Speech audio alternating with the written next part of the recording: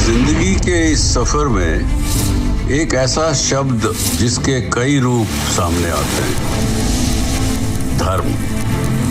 कभी ये आस्था की शक्ति बनता है, कभी नफरत की दीवार।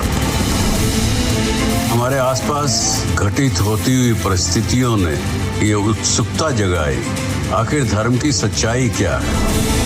ये कश्मकश केवल मेरी नहीं है, बल्कि आज की युवा पीढ़ी की हमसे भी ज्यादा है। तो क्यों ना हम आज एक ऐसी यात्रा पर चलें। मैं इस यात्रा में आपके साथ राहगीर भी रहूंगा और आपका सारथी भी रहूंगा। तो आइए शुरू करते हैं सच के सीजन 3 का स्पेशल एडिशन, धर्म का सच।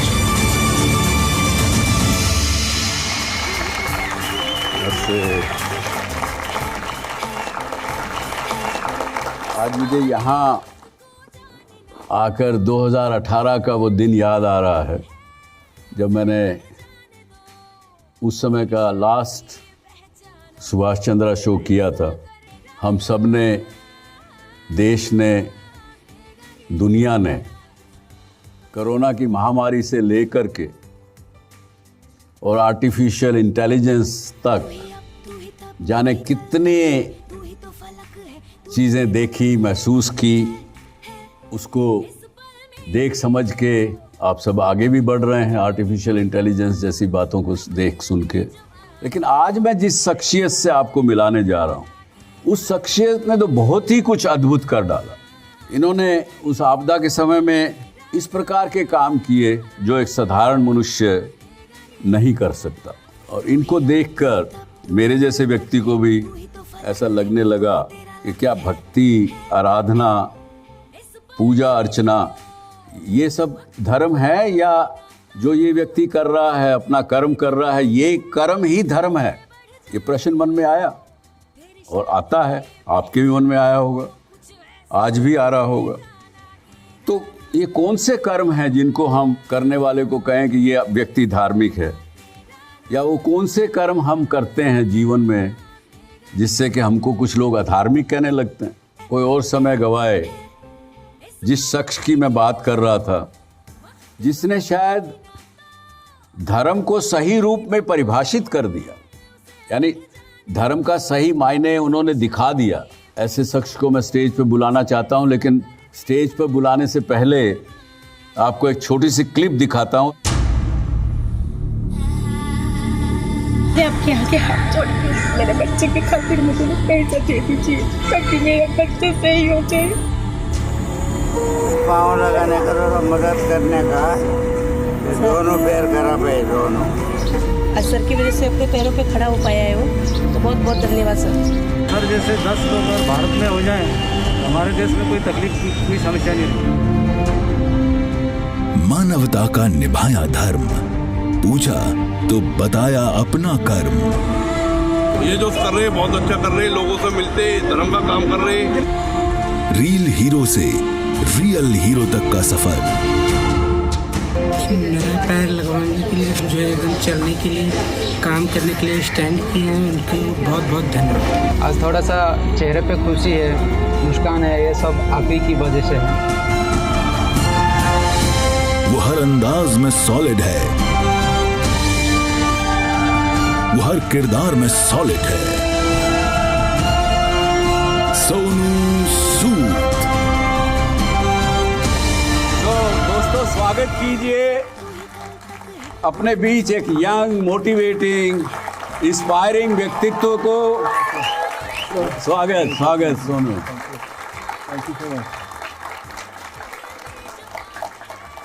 ऐसे व्यक्तित्व जिसने ये कर दिखाया और देवता के रूप में सोनू सूद लोगों के जहन में उतरे। स्वागत है आपका सुभाष चंद्र शो। सोनू, आज हम यहाँ बैठे सभी लोगों से इस बात से परिचित हैं कि आपने देश के लिए क्या किया, लोगों के लिए क्या किया, अभी भी कर रहे हैं, लगातार कर रहे हैं। बदले में समाज ने आपको भगवान या यूँ कहें कि देवता तक का दर्जा दिया। मेरे पास एक न्यूज़ की क्लिपिंग है, पहले आप ये देखिए। కనులార నిన్ను చూడ మనసున్నది కనులార నిన్ను చూడ మనసున్నది इंडिया में एक ही भगवान है, नो सोना सुधे। मंदिर में जो हम लोग को जितना खुशी नहीं मिल सकता है, सर का स्टैचू बना के इतना खुशी मिल रहा है। నీ ఒడిలో నిధి కొమ్ము పడనీయకు जय हो सोनू सूद, जय हो सोनू सूद।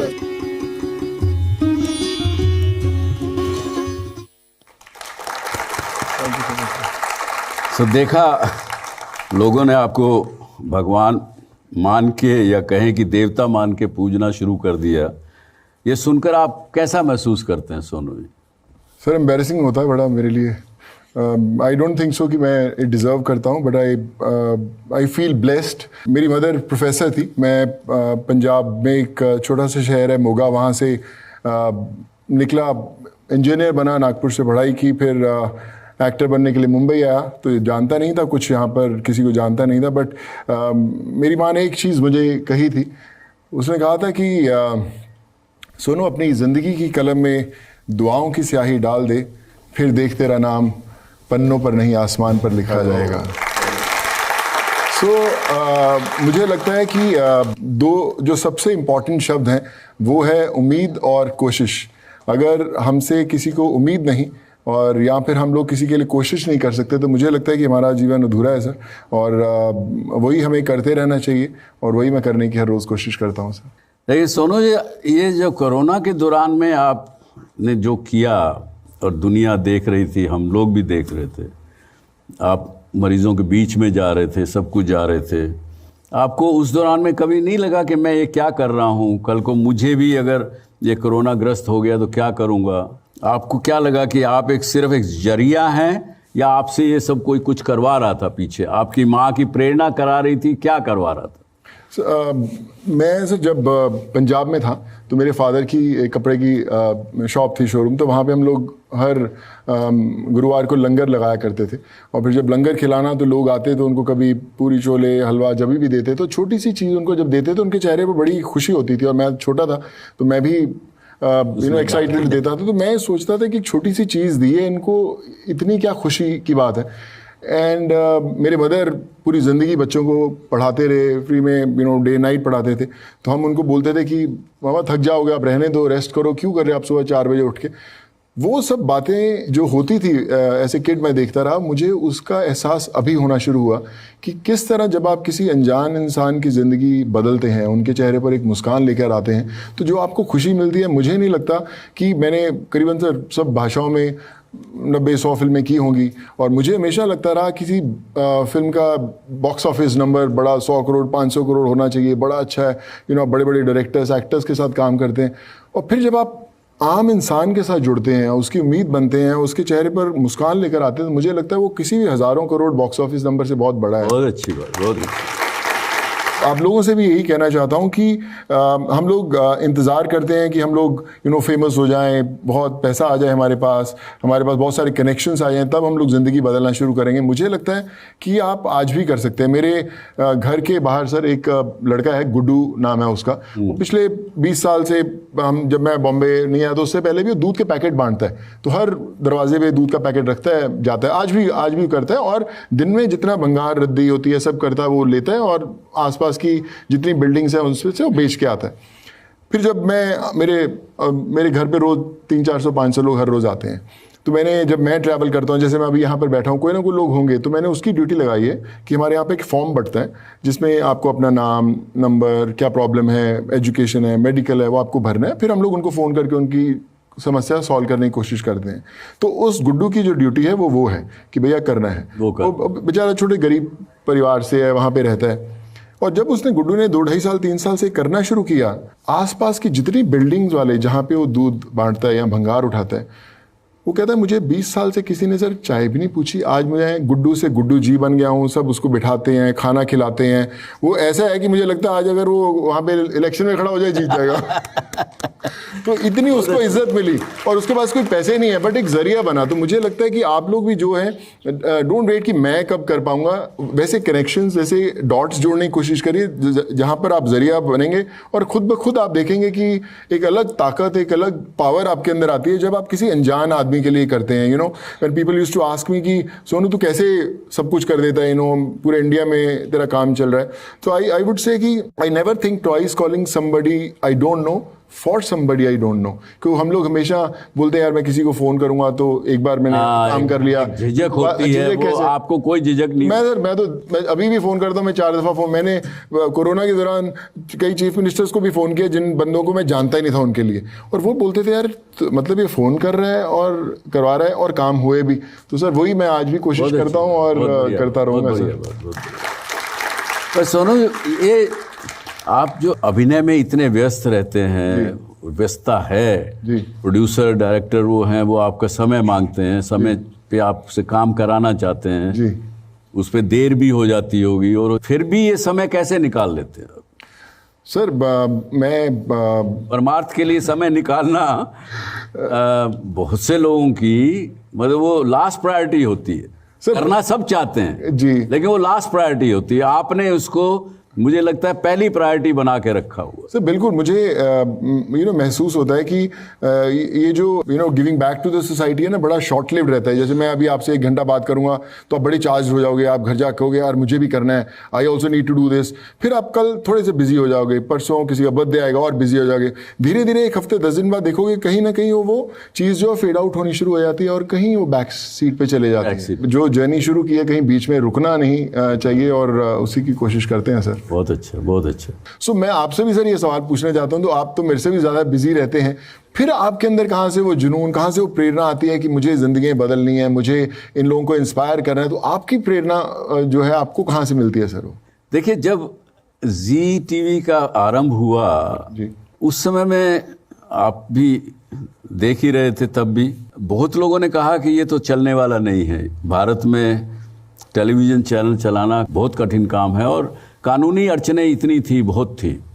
खैर जैसे भी शुरू हुआ, देखिए शुरू में आज भी हमारे गोडाउन में करीब 7 करोड़ चिट्ठियां पड़ी हुई हैं, पोस्ट कार्ड हमने संभाल के रखे हैं। लोग उस समय में 92 में, उस समय इंटरनेट का ज़माना शुरू हो ही रहा था, लोग चिट्ठियां लिखते थे। लोगों ने जी टीवी की ओनरशिप ले ली थी और मुझे कहीं हॉलैंड से कोई चिट्ठी आ रही है, कोई अमेरिका से चिट्ठी आई। एक हॉलैंड से एक महिला की चिट्ठी आई कि साहब मुझे तो डॉक्टरों ने कैंसर पेशेंट डिक्लेयर करके और ये कह दिया था कि 3 महीने में तुम मर जाओगे, लेकिन मुझे कुदरती एक दिन टेलीविज़न पे मुझे दिखा कि जी टीवी नाम का कोई हिंदुस्तान का चैनल है। मैंने जब से देखना शुरू किया मेरा कैंसर ख़त्म हो गया, मैं ज़िंदा हूँ, अभी 2 साल हो गए। तो लोगों ने प्रेरणा दी जी, और चैनल बड़ा चला, कंपनी बहुत अच्छी चली, आज भी बढ़िया चल रही है। आज भी 150 करोड़ लोग जी टीवी को रोज देखते हैं, देश में विदेशों में। हमने विदेशों में भी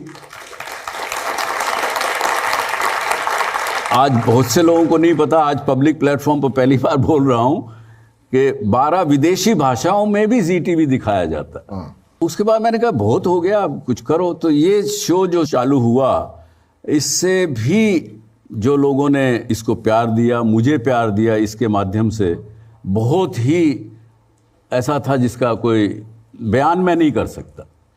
और आगे इसको मैं एक प्लेटफॉर्म के रूप में एक मैंने नाम, आप तो बहुत बड़ा काम कर रहे हैं, मैं थोड़ा प्रयास करूंगा शुरू, इसके साथ एक सारथी और जोड़ूंगा कि मैं आपका सारथी हूँ लाइफ के लिए।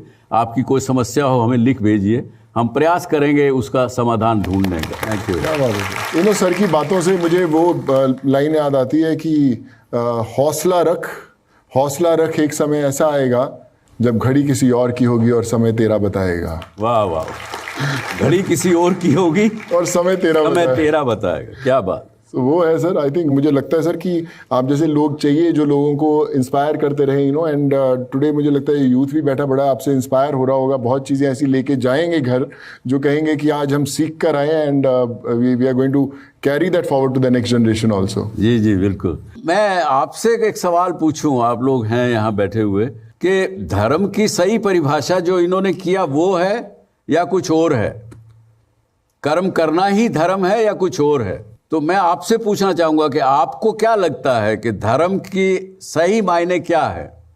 मेरे हिसाब से धर्म वो आखिरी आपका वो आखिरी इल्यूजन है, आपका वो आखिरी बैसाखी है जिसकी सच्चाई देखने के बाद आपको अब और कुछ नहीं चाहिए। इसके बाद अब आप अपने पैरों पे खड़े हो जाते हो और फिर आप कोई सवाल नहीं करते हो, आप सही में आप जीना स्टार्ट कर देते हो। मेरे हिसाब से मतलब धर्म मतलब जब हृदय में करुणा जागती है ना, तब जो भी आदमी करे वो मेरे लिए धर्म होता है। उस करुणा में वो पूरी दुनिया के बारे में सोचता है, तो उसमें जो अच्छा जो पॉजिटिवनेस होता है वो अपने आप ही उसके कर्म में रिफ्लेक्ट होता है। बहुत अच्छी बात कही। करुणा में व्यक्ति धार्मिक रूप अपने आप ले लेता है, बड़ी अच्छी बात। सर आप भी बताइए सर, तो आई मीन आपका तो एक्सपीरियंस इतना ज़्यादा, आपके लिए क्या है सर? जब हम धर्म की बात करने लगते हैं तो हमारे मन में एक नाम गूंजता है। अक्सर आम इंसान से पूछो तो क्या नाम गूंजता है? भगवान, है कि नहीं? लेकिन भगवान के मायने मेरे रूप में सोनू जी अलग हैं। जो लोग मानते हैं उससे मेरा मायना अलग है भगवान का। यानी भा से भूमि जमीन, गा से गगन आकाश, वा से वायु, आ से आकाश और ना से नीर। यानी प्रकृति के जो पांचों तत्व हैं वही भगवान हैं, ये मेरा मानना है। क्या बात है, क्या बात है। यदि मनुष्य इन सब बातों को समझ ले कि भगवान के मायने क्या है और अपने प्रकृति के अनुसार अगर हम कर्म करें तो आपको कष्ट नहीं होगा, जीवन में तकलीफ भी नहीं आएगी। तकलीफ आएगी तो बड़ी आसानी से निकल जाएगी। सर मुझे लगता है, मैं आपकी अभी मैंने जो वीडियोस देखे हैं, जो मैं आपकी लाइफ को फॉलो किया हुआ है, मैं हमारे दोस्त बैठे उन सब से भी शेयर करना चाहता हूँ कि हम लोग लाइफ के लिए बहुत सारी प्लानिंग करते हैं कि मैं ये पढ़ाई ख़त्म करूँगा, फिर उसके बाद मैं ये करूँगा, फिर नेक्स्ट मुझे कुछ ये मिलेगा। तो आप पूरी एक लाइफ की प्लानिंग कर लेते हैं। मेरी ज़िंदगी का जो एक्सपीरियंस रहा है सर, मेरे मदर प्रोफेसर थे, तो ये था कि पढ़ाई करनी ज़रूरी है। तो उस समय डॉक्टर और इंजीनियर दो प्रोफेशन होते, तो इंजीनियर बन गए। दुनिया जो डेस्टिनी थी मुझे एक्टिंग करियर में लेकर आई।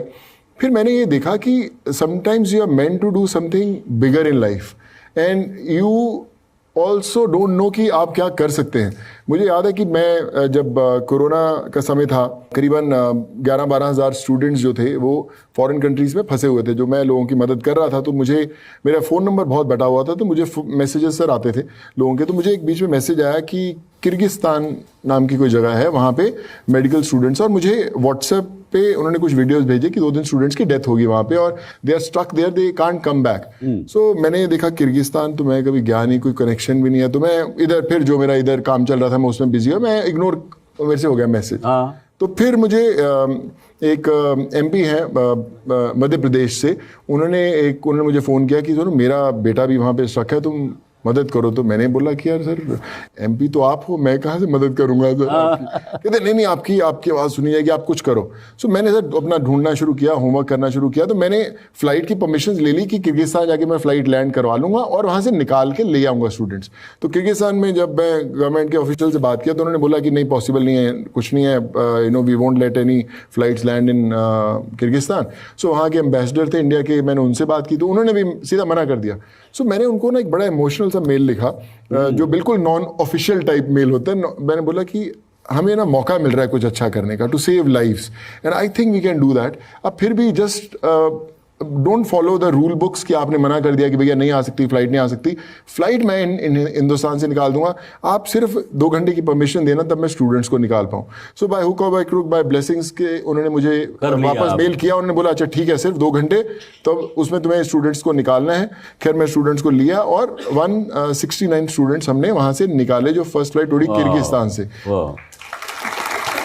और सर जो किर्गिस्तान से फ्लाइट उड़ी, तो Kyrgyzstan, Kazakhstan, Uzbekistan, Georgia, Philippines, Russia, तो इन 6 कंट्रीज से 11,500 जो स्टूडेंट थे सब आपस में कनेक्टेड थे, सब ने ग्रुप्स बनाने शुरू कर दिया, मुझे बना दिया, ग्रुप का एंटर कर दिया, और धड़ धड़ धड़ धड़ धड़ मैसेज, हजारों की मैसेज। मैं कह फोन में क्या हो गया, तो मैंने उनको बोला कि सर मैं पॉसिबल नहीं हूँ इतने लाखों स्टूडेंट से कर पाऊँ, हजारों से, तो आप हर एक कंट्री का एक एक 2 मुझे लीडर्स बना के दो। तो सब ने उस कंट्री के लीडर्स बने, और फिर आप विश्वास नहीं करेंगे सर, जिन कंट्रीज में आज तक गया नहीं वहाँ सब फ्लाइट्स गई, वहाँ से सब स्टूडेंट्स को निकाल पाए, और कैसे कर पाए आज तक मुझे पता नहीं चला, आज भी पता नहीं। सो आई थिंक मुझे लगता है कि वो हमारा धर्म था जो हमसे वो करवा गया, और आज भी बहुत सारे लोग आज भी मेरे साथ टच में हैं जो उस दौरान मेरे उस जर्नी में जुड़े थे, और मुझे लगता है वही धर्म आज हमसे कर्म करवाता जा रहा है। ये बहुत बड़ी बात कही आपने। देखिए, धर्म जो उस भाई ने कहा, करुणा आपके अंदर जागी, तो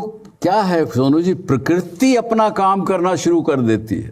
जैसे आपके मन में करुणा जागी, प्रकृति ने अपना काम करना शुरू कर दिया। उसके नियम बदलते नहीं हैं। आपको निस्वार्थ आपके मन में करुणा है तो प्रकृति आपका साथ देगी ही।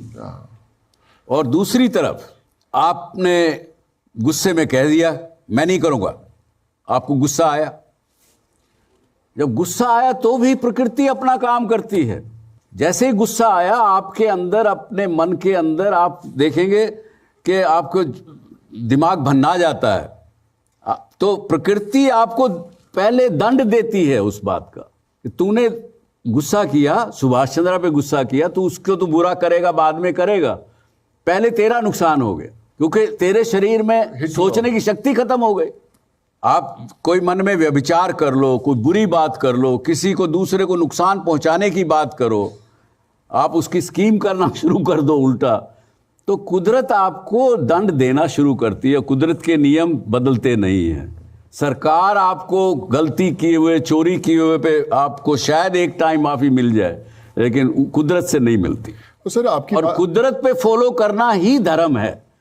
ये आप देखिए सर, अब मैं आपकी बात जो आपने बोली उसी चीज़ को मैं ऐड करना चाहूँगा कि जब आप ये करने लगते हो, जैसे आपने बोला कि आप गुस्सा रिएक्ट कर देते हो, कोई भी चीज़ के ऊपर रिएक्ट कर देते हो, सो ऐसा जब आप specially when you start giving back to the society, ऐसे बहुत सारे इंसिडेंट्स होते हैं या एक्सपीरियंसेस होते हैं कि आपको गुस्सा आता है कि यार भाई मैं कर रहा हूँ ये ऐसे रिएक्ट कर रहा है, बीच में आ रहा है। और कई बार क्या होता है, मैं एक छोटा सा सर एग्जांपल देता हूँ कि जोधपुर का एक केस था जहाँ पे एक शिवम नाम का लड़का था जिसका हम लोग लिवर ट्रांसप्लांट करवा रहे थे।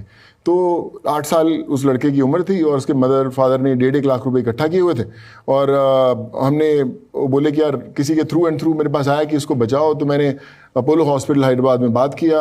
वहाँ पे एक डॉक्टर विजय वर्मा थे, उन्होंने बोला सुनो मेरी 6.5 लाख फीस रहती है इस सर्जरी की, डॉक्टर की फीस जो अपोलो हॉस्पिटल लेते हैं मैं नहीं लूंगा। और अपोलो हॉस्पिटल ने बोला कि हम मेडिसिन फ्री कर देंगे। जो 28 लाख की सर्जरी थी वो 18 लाख के अंदर होगी, 10 लाख बच गया। मैंने पेरेंट्स को बोला कि थोड़े बहुत आप और इंतजाम करो, उन्होंने 2-2.5 लाख और इंतजाम किए, उनके 3-4 लाख रुपए उनके इकट्ठा हुए।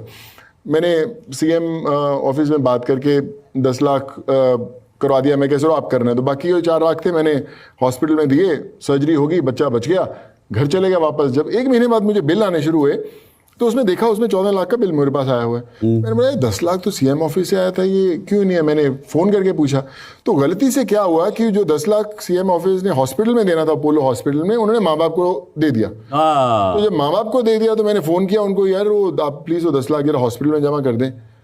तो कहते सर वो भी बच्चा भी तो बड़ा करना है ना हमें। देखिए मैंने बोला बच्चा बड़ा करना है और वो बच्चा बचा है तो उसको भर तो दो हॉस्पिटल में। कहते नहीं सर वो तो हमारे खर्च हो गए। अरे जो लड़के ने जिसने जोधपुर वाले ने मुझे रिकमेंड किया था कि इसको बड़ा गुस्सा, ऐसे इन लोगों की मदद ही नहीं करनी चाहिए, सोनू भाई आप छोड़ो यार, ये ऐसे मरते ही अच्छे हो। तो मैंने बोला यार ये हमारा टेस्टिंग वाटर्स है, अभी यहाँ तो आज हम यहाँ से बंद कर दें मदद करनी, यहाँ फिर चालू रखें यहाँ से। सो हम चालू करते गए सर। उसके बाद आज बड़े बड़े हॉस्पिटल्स में मैं उनका ब्रांड एम्बेसडर हूँ। मैं उनसे फीस नहीं लेता, मैं उनसे लिवर ट्रांसप्लांट सर्जरीज लेता हूँ, किडनी ट्रांसप्लांट सर्जरीज लेता हूँ। आज भी हम कई 100 सर्जरीज करवा चुके हैं और करवाते जा रहे हैं। सो आई थिंक ये जो आपने बात की सर, ये याद रखने वाली बात है कि जब आप मदद करेंगे भी तो बहुत सारे ऐसे इंसिडेंट्स आएंगे जब आपको लगेगा कि नहीं बॉस ये मुझे नहीं करना, क्योंकि आप 1000 दफ़ा मदद करोगे तो लोग शायद याद ना रखें, लेकिन जिस दिन आपने एक बार मदद नहीं की वो लोग हमेशा याद रखेंगे। So please keep on doing the good work. बड़ी बात है। तो मुझे पूरा यकीन हुआ कि इस व्यक्ति को कभी अहंकार नहीं होगा जो ये काम कर रहा है, जो लोगों की मदद कर रहा है। नहीं तो क्या है, मैंने आपके लिए छोटी सी एक वो किसी की लिखी हुई है, कोई गाते हैं, मैं वही बताता हूँ और गाने का प्रयास करूँगा। गाना मुझे आता नहीं है, लेकिन वो क्या कहता है, मत कर माया को अहंकार, मत कर काया को अभिमान। मतलब आपके पास माया है, उसका अहंकार मत कर। आपकी काया सुंदर है, उसका अहंकार मत कर। मत कर माया को अहंकार, मत कर काया को अभिमान। कायागार से काची, कायागार से काची, जैसे ओसरा मोती। जैसे पानी में, पानी जब ओस में गिरता है तो मोती बन जाता है ना, तो कहते कायागार से काची, जैसे ओसरा मोती। झोंका पवन का लग जाए, झपका पवन का लग जाए, काया धूल हो जासी। काया धूल हो जाएगी, तो अहंकार नहीं करना जीवन में। क्या बात, सुपर। तो दोस्तों, प्रकृति की बात पे वापस आते हैं। जैसे मैंने कहा कि प्रकृति अपना काम करती है और प्रकृति ही मेरी समझ से धर्म है। मुझे लगता है कि सर हम हमेशा आजकल धर्म की परिभाषा लोगों ने बदल दी है। हाँ। सोशल मीडिया पे इतनी चीज़ें देखते हैं, लोगों ने बदल दिया है। जब हम किसी और की ज़िंदगी बदलने लगते हैं तो ऊपर वाला फिर आपकी ज़िंदगी बदलता है। वो आपको बताना शुरू करता है कि आपको कैसे करना है, क्या करना है, और आपको एक्चुअल बताता है कि आपका धर्म क्या है। सो मुझे लगता है कि अपने आप को लिमिट ना करें कभी। You never know what you are destined to do it. बहुत अच्छी बात। तो अभी जैसा आपने बड़ी अच्छी बात सोनू जी ने कही कि जब आप परोपकार करते हो तो धर्म भी आपका साथ देता है, कुदरत भी साथ देती है। लेकिन थोड़ा कठिन सा प्रश्न मुझे लगता है, शायद आप अगर नहीं बताना चाहें तो मत बताइएगा, बताना चाहें तो बताइए। हमारे देश में धर्म की परिभाषा जो शास्त्रों में लिखी है, हमने पढ़ी है, वेदों में लिखी है, पढ़ी है, सब ने लिखा कि धर्म सनातन है।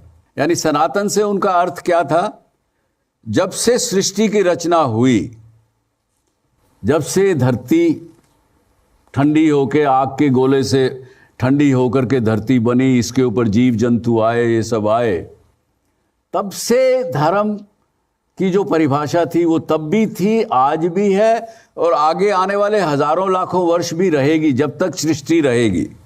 वो उसको सनातन धर्म कहा। लेकिन हम लोगों ने पिछले 100, 200, 400 वर्षों में इस देश में कहीं कुछ गलतियां हुई। हमने केवल मंदिर में जा कर के भगवान की पूजा अर्चना करने को, प्रार्थना की धारा करने को, उसको ही सनातन धर्म बना दिया। इसमें क्या कहेंगे आप? सर बिल्कुल, आई थिंक आपके सवाल के अंदर ही जवाब है कि हम लोग कहीं ना कहीं भटक गए सर। सोशल मीडिया तो आई अपने पास, उसने बड़ी चीज़ें आसान भी की, लेकिन कहीं ना कहीं हमें करप्ट भी करना शुरू कर दिया कि भैया हम लोग देखने लगे और फिर किसी ने कोई चीज़ बोली, बयानबाजी की, फिर हमारे जहन के अंदर घुस गया और कुछ लोगों ने उसको फॉलो भी करना शुरू किया। सो मुझे लगता है कि जो आपने कही बात की, जब इस सृष्टि की रचना हुई होगी या जो भी हमें करने के लिए यहाँ पे भेजा गया, जिस दिन हम वहाँ से भटक जाते हैं, वहाँ से हम लोग अपना मकसद को छोड़ देते हैं, तो आई थिंक हम धर्म से भी बहुत परे हो जाते हैं। धर्म से भी परे हो जाते हैं और कर्म से भी परे हो जाते हैं। फिर तो आप जितने भी मंदिर जाएं, मस्जिदें जाएं, तो मुझे नहीं लगता कि आपको उसका फल मिल सकता है जब तक आप परोपकार नहीं करें लोगों की। जी हाँ, ये भी कहा कि नर की सेवा ही नारायण की सेवा है। ये भी लिखा है 100%। सर मैंने एक्सपीरियंस किया है। मैं आपको बताता हूँ कि जब मैं फेमस थोड़ा सा एक्टर बने, साउथ की फिल्में की, तो मेरे पास मेरे जो मैनेजर थे, मैं उनको हमेशा बोला करता था, अरे यार फिल्म तो बड़ी कर रहे हैं ना, कुछ ब्रांड्स वगैरह आने चाहिए हमारे पास, तो इतने ब्रांड्स लोग करते हैं, एड्स करते हैं, होनी चाहिए। कहता हाँ मैं भाई कर रहा हूँ, ट्राई पर। क्या आते हैं ना, कई बार हमारे ब्रांड्स बोलते हैं कि सोनू ना कई बार नेगेटिव रोल्स बड़े कमाल के करता है, उसकी इमेज थोड़ी सी नेगेटिव वाली हो जाती है, तो फिर हमारे ब्रांड में सूट नहीं करता। मैं कहा अच्छा बेटा कोई बात नहीं है, आने दे मेरा टाइम। और फिर जब कोरोना आया तो जितने ब्रांड्स पिछले 18-19 सालों में हों, मैंने सारे साइन किए, मैंने 5 गुना 7 गुना में साइन किए। मैंने अगर बिजली का ब्रांड किया तो मैंने 16-17 विलेजेस के अंदर बिजली लगाई। अगर मैंने मेडिकल ब्रांड्स किए तो मेडिकल लगवाया। जो मैंने ब्रांड्स किए, मैंने सबको, मोबाइल फ़ोन्स का ब्रांड साइन किया था हमने, 5,500 मोबाइल फ़ोन्स बांटे, लैपटॉप्स बांटे, लैपटॉप। सो मेरा सबसे पहले एक रूल होता था जिस ब्रांड के साथ, बॉस मैं करूँगा एंडोर्समेंट, ये पहले आप बताओ कि दोगे क्या गरीबों को, लोग आप चुनो, गरीबों को क्या आप चुनो। तो शुरू में मुझे थोड़ी दिक्कत भी आई, तो कई कॉर्पोरेट नो हमारे सिस्टम में ऐसा नहीं है, because we are corporate and we can't do this and all. तो मैं कोई बात नहीं, फिर थोड़ा बाद में करते। तो उन्होंने बोला यार ये तो कुछ सिस्टम बैठ नहीं। मैंने बोला कि जब आप नहीं दे, मैं देने को रेडी हूँ अपना पूरा, मेरा पूरा दे दो आप। हाँ, आप भी उतना ब्रांड की, मेरे ब्रांड एम्बेसडर की फीस तो मैं सारी देने को, छोड़ने को तैयार हूं। फिर आप क्यों नहीं देते? और तुम देने को तैयार नहीं। फिर धीरे धीरे सर वो सिस्टम बना भी, और आज जितने भी मैं ब्रांड करता हूँ या लोगों के साथ करता हूँ, दे नो कि अगर जाएंगे इसके पास तो भैया कहीं ना कहीं दिलवाएगा सर। बहुत अच्छी बात, बहुत अच्छी बात। मेरा ये सवाल है कि आपने ये जो सब सेवा किए हैं, तो आपको क्यों नहीं लगता कि आप ये डिजर्व करते हैं? या what's your name? Arya Shah. Yeah hi Arya, thank you so much. मुझे मैं यहाँ पर बैठा हूँ, आई थिंक मैं कहीं ना कहीं दुआओं का असर है इसलिए बैठा हूँ। मैंने जब ये करना शुरू किया मुझे पता नहीं था कि इसका रिजल्ट क्या होगा। मुझे अच्छा लगता गया लोगों को हंसते हुए देख के, जिंदगियां बचाते हुए देख के, उनको घर भेजते हुए। उनकी आज भी कई बच्चे ने, हमने जब छोटे छोटे उनकी सर्जरीज कराई, आज भी व्हाट्सएप पे मुझे अपने बच्चों की फोटोग्राफ भेजते हैं जो थोड़े बड़े हो गए हैं। मेरे पास अगर आप मोबाइल में फ़ोन में डालोगे, अगर आप लिवर दबाओगे तो 300 लिवर खुल जाएंगे। कोई liver transplant 1, liver transplant 2, migrant दबाओगे, migrant Bihar 1, migrant Bihar 2, migrant UP. तो ऐसे नाम सारे सेव्ड हैं। और जब वो लोगों से मैं कभी मिला नहीं हूँ, या शायद मिला हूँगा, या कभी मिलूंगा भी नहीं, लेकिन जब वो मुझे भेजते हैं, मैसेज भेजते हैं, that gives me an energy कि मैंने जो किया सही किया। And I was the blessed one कि भगवान ने मुझे वो शक्ति, वो विजन दिया कि मैं कर पाया। सर मुझे पूछना था कि आपने बहुत लोगों के लिए बहुत कुछ किया है उनके लिए, तो has there ever been a moment that someone has come up to you and said कि सर आपने हमारे लिए किया है, हम आपके लिए कुछ करना चाहते हैं? नहीं, I feel that every single day. मैं जब भी आता हूँ, बड़े सारे लोग कुछ आर्ट वर्क बना के लेके आते हैं, कुछ पेंटिंग्स बना के लेके आते हैं, कोई पैदल चल के इतनी दूर झारखंड, बिहार, यूपी, बिहार से आते हैं, कोई साइकिल से आते हैं। सो आई थिंक वो जो जेस्चर है वो that also becomes kind of a chain that makes the whole thing happen. It's not कि मैं अकेला कर पा रहा हूँ, वो भी कहीं पे हिस्सा है जो मेरा कर पाते हैं। साथ साथ रिवार्ड करती है सर। बिल्कुल सर, बिल्कुल। तो कहूँगा कि ये जो आज ये मंच है, यही सबसे बड़ी चीज़ है सर, बताने के लिए, जागरूक करने के लिए कि क्या धर्म है, क्या आपके कर्म होने चाहिए, कैसे करना चाहिए। एंड आपने जो इतने सालों से सर ये शोज किए, एंड आई थिंक कहीं ना कहीं वो सीड आपने हर शो के जरिए दिया ज़रूर है कि कैसे आप मोटिवेट कर सकते हैं, कैसे आप अपने धर्म का, कर्म का कैसे पालन कर सकते हैं, और आज भी रहे हैं। मैं अभी रियलाइज करता हूं बात करते करते, या जिन स्टूडेंट से बात किया, या जो मैं लोगों को सुन रहा हूं, कि हमारे डीएनए के अंदर है वो धर्म, हमारे सिस्टम के अंदर है। और किस तरह हम उसे इस्तेमाल करते हैं, किस तरह यूज करते हैं, किस तरह फॉलो करते हैं, किस तरह हम लोगों तक उस मैसेज को देते हैं, वही हमारा कर्म है, वही हमारा धर्म है। और आई थिंक ये जो आज भी आप कैसे उसको उजागर करते हैं, निकाल के बाहर कैसे लाते हैं, राइट, कैसे बाहर लाएं उसको, ये एक बड़ा विषय है कि किस प्रकार से उसको बाहर लाएं। इस व्यक्ति ने धर्म की परिभाषा को एक नया आयाम दिया। परमार्थ करना, दूसरे की सेवा करना, गरीब की सेवा करना, ये भी एक धर्म है।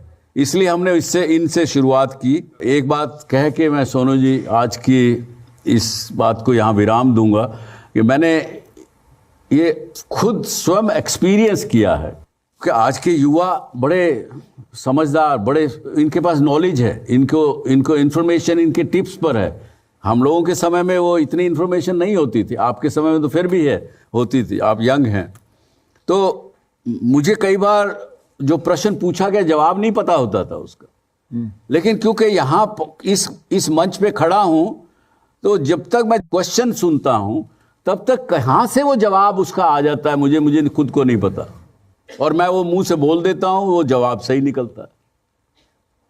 तो जो हमारे शास्त्रों में लिखा, जो व्यास पीठ पर बैठा हुआ व्यक्ति कुछ भी बोलता है तो वो सही निकलता है, वो बातें भी मैंने चरितार्थ करतार्थ होते देखी। क्या बात। सर आपने इतना प्रमाद किया, मैं एक छोटा सा एवी प्ले करना चाहूंगा sir. Please please. So we just want to see। Yes। जी। 8 साल पहले मैं किसी की बहू थी, किसी की चाची थी, किसी की पत्नी थी, किसी की माँ थी, लेकिन आज जो मैं हूँ वो मेरा नाम है। तो मेरे को मोटिवेशन वहीं से मिला था। फर्स्ट टाइम मैंने अपनी लाइफ का शायद वही शो था जो किया था। बीच में भी सोचा कि क्यों ना 1-2 बार फिर ऐसा शो हो जिससे हम अपनी भावनाओं को और महिलाओं के सामने ला सके। हमने जो कुछ भी किया है, जो कुछ अच्छा किया है, वो लोगों के साथ शेयर कर सके। लेकिन काफ़ी टाइम से शायद ये नहीं हो पाया। तो हमारी तो सर यही है कि होना चाहिए, ये बिल्कुल दोबारा शुरू होना चाहिए। हालात अपने बस में नहीं होते, हालात तो जैसे आते हैं वैसे आएंगे, उस हालात से हमें गुजरना ही होगा।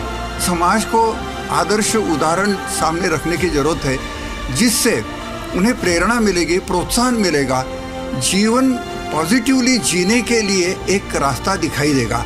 ऐसे शो होने की बहुत ज़रूरत है कि जहां करियर और कुटुंब व्यवस्था इसका संतुलन कैसे बनाए रहे।